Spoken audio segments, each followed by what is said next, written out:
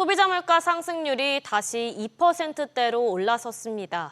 먹거리 물가가 크게 오르면서 상승세를 주도했고 중동 분쟁의 여파로 국제 유가도 다시 상승 전환했기 때문입니다. 김한진 기자. 네, 김한진입니다. 지난달 소비자 물가가 얼마나 올랐나요? 네, 통계청은 지난달 소비자 물가가 116.31로 지난해 같은 기간보다 2.2% 올랐다고 발표했습니다. 지난 1월 이후 가장 큰 오름폭인데요. 올해 들어 5달째 2%대를 유지하다가 지난 5월 1.9%로 떨어졌는데 2달 만에 다시 2%대로 올라섰습니다. 일단 가공식품이 크게 올랐는데요. 지난해보다 4.6% 뛰면서 2023년 11월 이후 19개월 만에 최대 상승폭을 기록했습니다. 특히 빵과 커피, 햄, 베이컨, 김치 등이 많이 올랐고요. 이재명 대통령이 직접 언급했던 라면도 2023년 9월 이후 21개월 만에 최대 폭인 6.9% 올랐습니다. 가공식품은 전체 물가를 0.39%포인트 끌어올렸습니다. 그런데 가공식품 외에도 생활 물가가 전반적으로 크게 뛰었죠? 네, 지난달 축산물은 지난해보다 4.3%, 수산물 가격은 7.4%나 뛰었습니다. 돼지고기가 4.4%, 고등어는 16.1%나 올랐는데 높은 수온 영향에 어획량이 줄고 수입 가격도 높아지면서입니다. 같은 기간 서비스 물가는 2.4%, 특히 개인 서비스 물가가 3.3% 올랐는데 가전제품 수리비가 25.8%, 보험 서비스료가 16.3%나 뛴 게 배경이었습니다. 이스라엘 이란 전쟁 등 중동 분쟁 영향에 석유류는 1년 전보다 0.3% 오르면서 상승세로 돌아섰습니다. 또 자주 구매하고 지출 비중이 큰 품목으로 이루어져 체감 물가에 근접한 생활 물가 지수는 2.5% 높아졌습니다. SBS 비즈 김한진입니다. 앞서 전해드렸듯이 최근 물가 상승률이 가파른데요. 그런데 직접 요금 외에도 간접 요금까지 오르면서 부담이 더 커지게 됐습니다. 김동필 기자. 네, 김동필입니다. 먼저 LG U+가 통신비 대신 부가 사업의 이용료를 대폭 올렸다고요? 네, 그렇습니다. 우리 집 지킴이 도어캠 설치비와 U+ 홈서비스 특배비를 인상한 건데요. 현관문 CCTV 서비스인 도어캠의 경우 신규 설치비가 22,000원에서 33,000원으로 올랐습니다. 이전 설치비도 기존 11,000원에서 16,500원으로 50% 인상했는데요. 특히 3중 보안을 적용한 신제품을 낸 지 한 달여 만에 설치비를 대폭 높였습니다. 또 LG U+는 인터넷이나 IPTV 등을 가입할 때 직접 개통을 선택한 고객에게 기기를 택배로 보내주고 있는데요. 이때 고객이 부담하는 비용도 2배 올렸습니다. 뿐만 아니라 영화관 물가도 오른다고요? 네, 메가박스가 영화 관람권의 가격을 14,000원으로 7% 넘게 인상한 건데요. 영화 관람권은 일종의 상품권으로 인상 전 기준 관람료보다 최고 2,000원가량 저렴해서 즐겨 사용돼 왔습니다.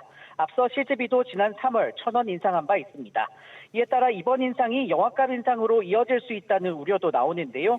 멀티플렉스 3사는 지난 2022년 4월 관람료를 주말 기준 15,000원으로 올린 뒤 유지하고 있습니다. 관련 메가박스는 회원 대상 영화 관람권의 할인 정책은 유동적이며 전체 영화 관람료와는 무관하다라고 설명했습니다. SBS 비즈 김동필입니다. 이처럼 물가 상승이 계속되는 가운데 서민들의 삶은 더 팍팍해질 것으로 보입니다. 신용대출의 한도가 연소득 이내로 제한된 상황에서 그동안 서민 급전 창구로 불렸던 카드론마저 신용대출로 분류되는데요. 여기에 은행권이 대출 금리를 올리고 있어서 대출 받기가 점점 어려워지고 있습니다. 이한승 기자. 네, 이한승입니다. 카드론도 신용대출로 분류가 됐네요. 네, 금융위원회는 카드론이 신용대출에 포함된다는 유권 해석을 여신금융협회와 카드사들에 전달했습니다. 담보 없이 신용으로만 대출이 이뤄진다는 점에서 신용대출에 포함해도 무리가 없다고 본 겁니다. 그동안에는 차주가 연소득 수준의 신용대출을 받았어도 급전이 필요하면 카드론을 이용할 수 있었는데요. 이제는 이미 연소득만큼 신용대출이 있다면 카드론 이용이 불가능해지는 겁니다. 신용대출이 많은 서민과 취약차주들이 자금 조달에 어려움을 겪을 것으로 예상됩니다. 다만 단기 카드 대출인 현금 서비스는 카드론보다 소액인 데다 다음 달 바로 갚아야 한다는 점에서 신용대출에서는 제외하기로 했습니다. 또 그런가 하면 은행들은 대출 금리를 올리고 있다면서요? 네, 그렇습니다. 규제가 발표된 지난달 27일 이후 주요 시중은행들이 줄줄이 대출금리를 올리고 있습니다. 주담대 금리가 높아지면 매달 갚아야 하는 이자가 늘어나는 것은 물론이고요. DSR이 연소득 대비 모든 부채의 원리금을 본다는 점에서 금리가 오르면 대출 한도도 줄어들게 됩니다. 3단계 DSR 적용으로 실제 금리에 1.5%포인트가 더해지는 상황에서 금리가 오를 경우 대출 한도가 더 크게 줄어들 전망이어서 차주들의 시름이 깊어질 것으로 보입니다. SBS 비즈 이한승입니다. 이런 상황에서 국민연금이 미래연금 재정의 건전성을 과대평가할 수 있다는 우려가 나왔습니다. 재정 전망의 핵심 변수인 지역가입자의 소득이 현실을 제대로 반영하지 못한다는 분석에 따라서인데요. 신다미 기자. 네, 신다입니다. 자영업자를 비롯한 지역가입자의 소득이 왜 실제와 다르다는 건가요? 네, 국민연금연구원은 임금근로자의 소득 상승률에 연동해 자영업자와 프리랜서 등 지역가입자의 소득을 예측하는 현행 방식이 독립적인 경제 현실을 반영하지 못한다고 분석했습니다. 현재 국민연금의 장기재정 추계 모형에선 임금근로자의 평균 소득을 먼저 전망한 뒤 지역가입자의 평균 소득을 임금근로자 평균 소득의 일정 비율로 가정해 산출하는 방식을 사용하는데요. 그러나 지역가입자는 임금근로자와는 달리 고용이 불안정해 평균 근속기간이 짧고 소득 변동성이 큽니다. 실제로 통계에 따르면 임금근로자의 소득 대비 지역가입자 소득신고자 소득의 비율은 2010년 54.4%에서 2023년 42.9%로 지속해서 하락했습니다. 즉 기존의 재정 산정 방식에선 지역가입자의 소득 전망이 과도하게 추산되고 있다는 것을 의미합니다. 그럼 어떻게 하면 이런 부분을 바로잡을 수 있을까요? 네, 국민연금연구원은 지역가입자의 소득을 임금근로자와 분리해 GDP에 직접 연동하는 새로운 전망 모델을 내놨습니다. 이 전망 모델을 반영할 경우 장기적으로 지역가입자 소득은 5차 재정계산 전망치의 20에서 30% 수준까지 크게 낮아지는 것으로 나타났는데요. 이는 현재 국민연금의 미래 보험료 수입이 과대 추정되고 있을 가능성을 시사합니다. 연구팀은 GDP를 활용한 방법론은 국민연금뿐 아니라 유사한 다른 사회보험의 전망에도 활용 가능성이 충분하다고 전했습니다. SBS 비즈 신다입니다. 내년도 최저임금을 두고 노사가 10원 단위로 줄다리기를 계속하고 있습니다. 어제 있었던 최저임금위원회 8차 회의에서 노동계는 11,260원을, 경영계는 1,110원을 4차 수정안으로 제시했습니다.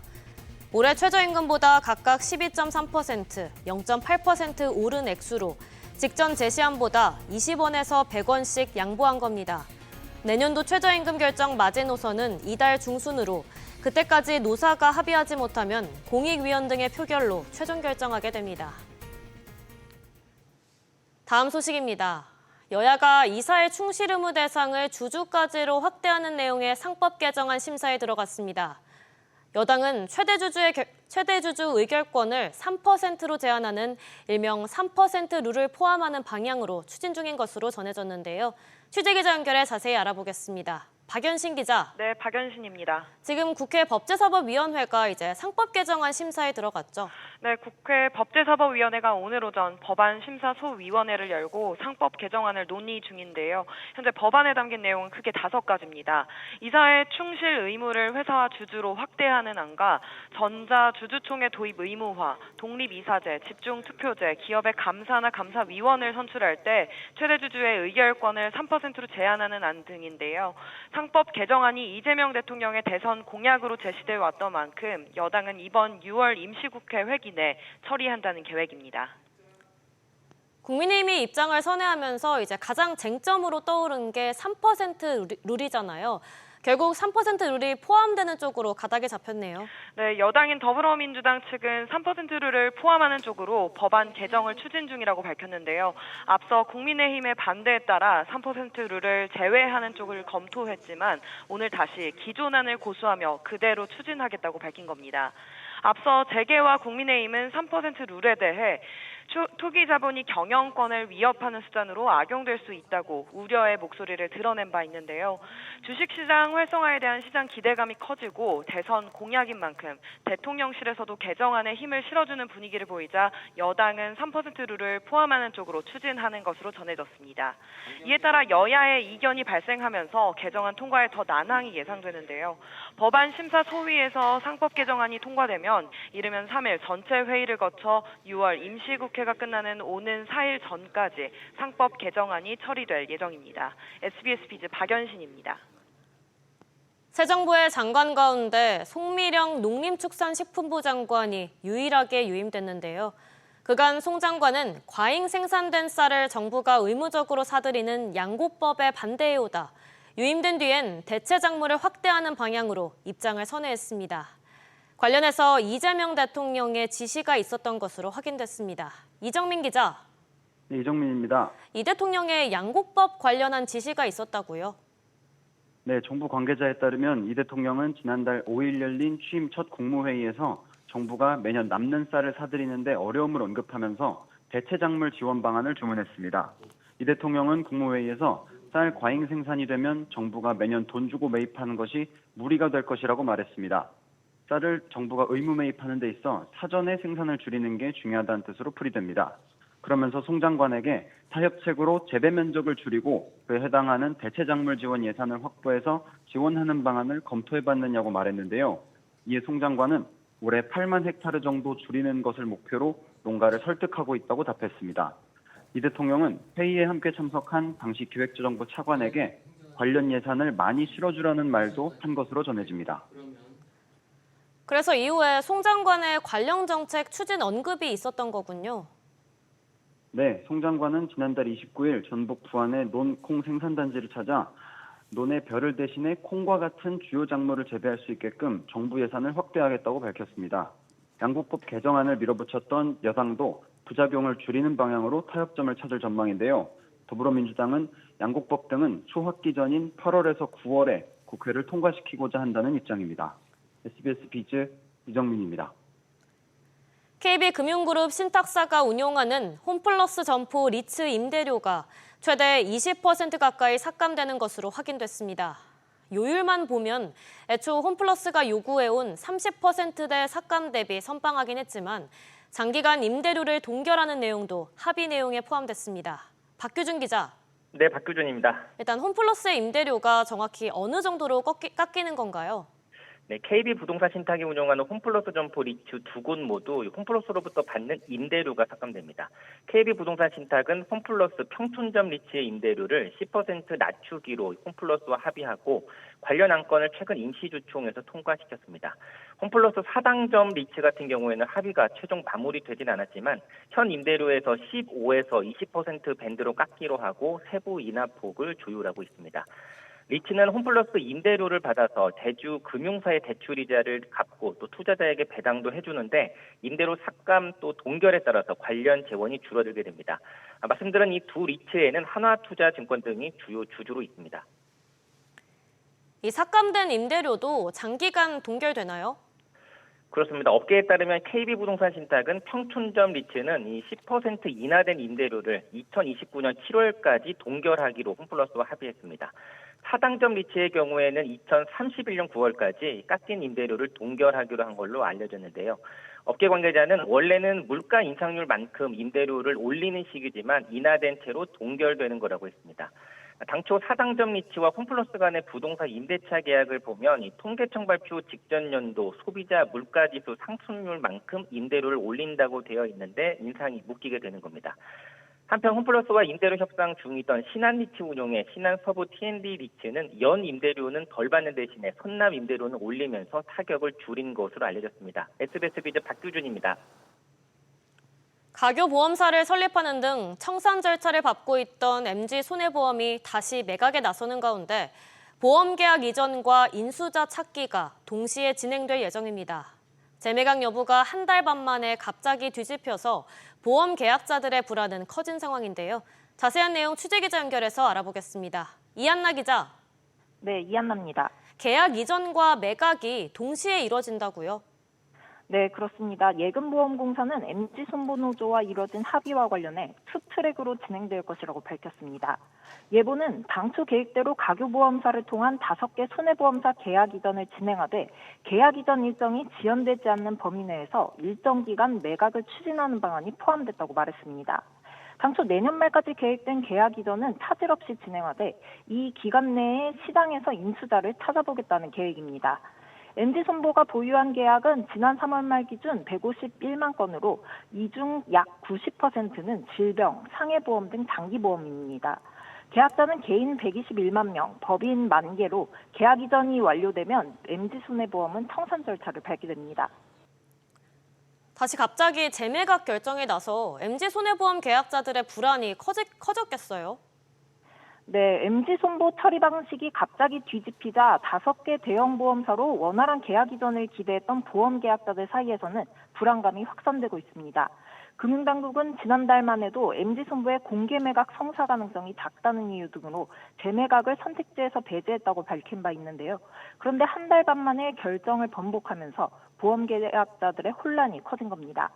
예보는 이와 관련 어떠한 경우에도 현재 보험 계약이 유지될 것이고 가교보험사가 보험 서비스를 원활히 제공함으로써 불편이 발생하지 않도록 할 것이라고 말했습니다.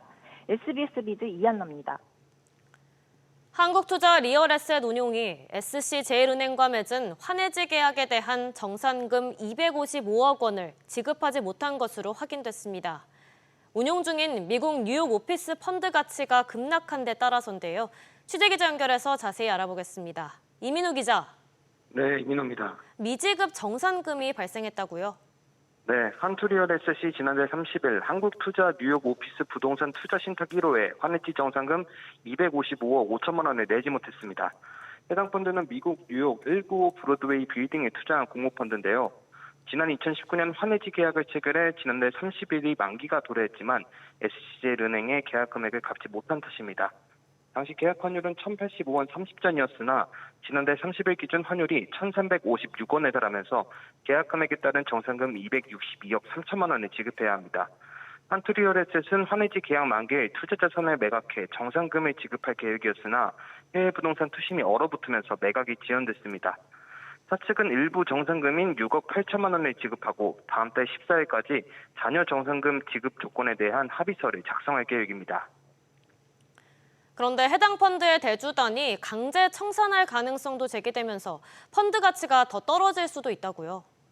그렇습니다. 해당 펀드의 공동투자자인 사모펀드의 만기 연장이 불발되면서 대주단 측에서 기한이익 상실, EOD 선언 등 담보권 실행을 검토하고 있는데요.